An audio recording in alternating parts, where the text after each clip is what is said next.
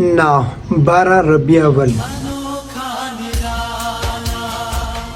یعنی عید میلاد النبی۔ لیکن ایک سوال ہمیشہ پوچھا جاتا ہے، 12 ربیع اول کی کیا اہمیت ہے اور میلاد النبی صلی اللہ علیہ وسلم کی تاریخ کے بارے میں علماء کی کیا رائے ہے، اور ہمیں سب مسلمانوں کو اس موقع پر کیا کرنا چاہیے۔ آج ہم اس موضوع کو احترام کے ساتھ سمجھنے کی کوشش کریں گے۔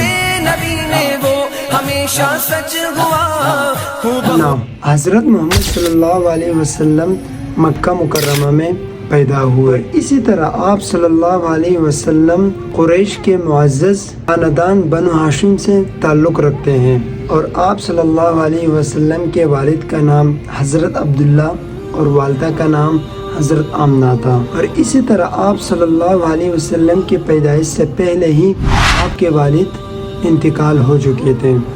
آپ صلی اللہ علیہ وسلم نے بچپن میں سے ہی کئی آزمائشیں دیکھی ہیں، لیکن اللہ تعالیٰ نے آپ صلی اللہ علیہ وسلم کو ایک عظیم مقصد کے لیے منتخب فرمایا تھا۔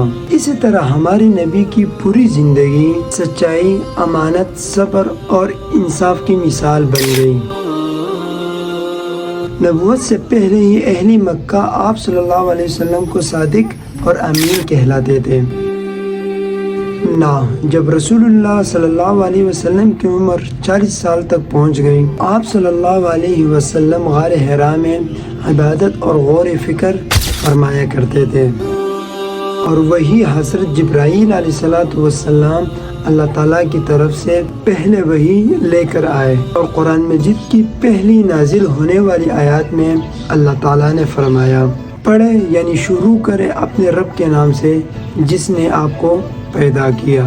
اور اسی طرح یہیں سے نبوت کے عظیم کا سفر آغاز ہوا۔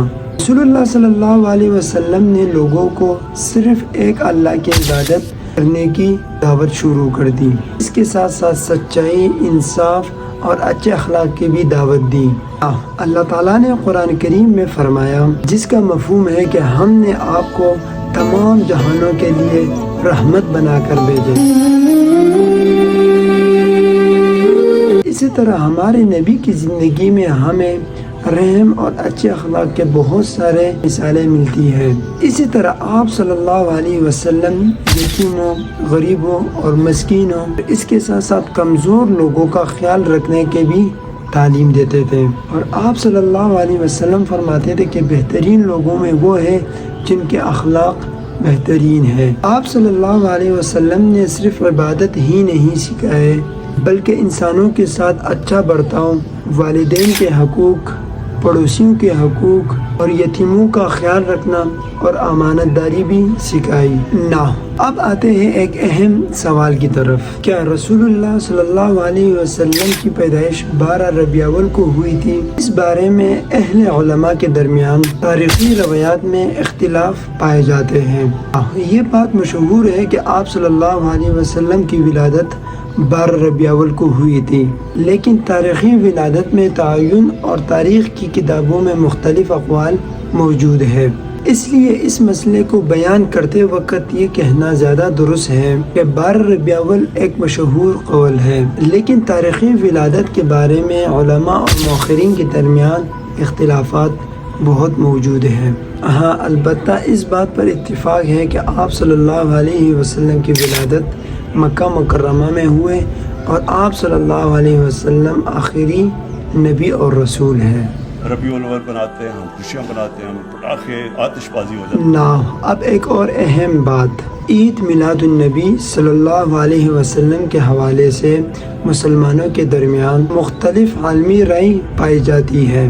بعض علماء نبی کی ولادت کی خوشی میں سیرت بیان کرتے ہیں، درود اور سلام پیش کرتے ہیں، صدقہ اور نیکی کے کام کو خیر اور جائز سمجھتے ہیں، جبکہ بعض علماء میلاد منانے کی دینی طور پر ثابت شدہ عمل نہیں سمجھتے اور اس سے اتحاد کی رائے رکھتے ہیں۔ یہ ایک عالمی اور فقہی اختلاف ہے، اس لیے ہمیں اس موضوع پر ایک دوسرے کی توہین اور نفرت سے بچنا چاہیے۔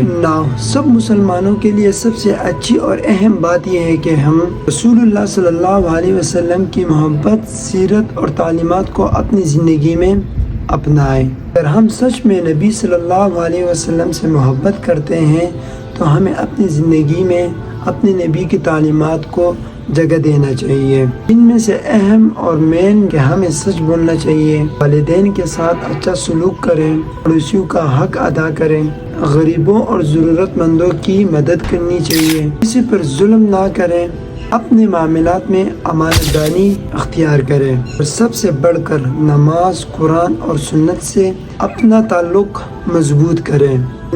عید میلاد النبی صلی اللہ علیہ وسلم کے موقع پر سب سے خوبصورت پیغام یہی ہے کہ ہم رسول اللہ صلی اللہ علیہ وسلم کی زندگی کو پڑھیں، سمجھیں اور اپنی زندگی میں نافذ کرنے کی کوشش کریں۔ لیکن کیا ان کی جو زندگی سے اس کے اوپر ہم عمل کرنے کی کوشش کرتے ہیں یا نہیں کرتے؟ یہ ایسے ہے کہ قرآن شریف آپ نے گھر میں رکھی ہوئی ہے، سارے اس کو بڑے ادب سے اٹھا رہے، پڑھ ہی نہیں رہے کہ اندر لکھا کیا ہوا ہے۔ اور اسی طرح ہمارے آپس میں اختلافات ہونے کے باوجود بھی ہم ایک دوسرے کا احترام کریں۔ عاشق رسول ہونے کے لیے آپ کو کوئی ڈگری نہیں چاہیے۔ ہمارے دل میں اگر اس کی اللہ محبت ڈال دیتا ہے تو وہ چاہے ان پڑھ ہو چاہے کوئی اسکالر ہو، میں سمجھتا ہوں کہ بڑا خوش قسمت انسان ہوتا ہے، کیونکہ اس کی زندگی بدلنی شروع ہو جاتی ہے اگر جب وہ اپنے نبی سے عشق کرتے ہیں اور اس راستے پہ چلے۔ سبسکرائب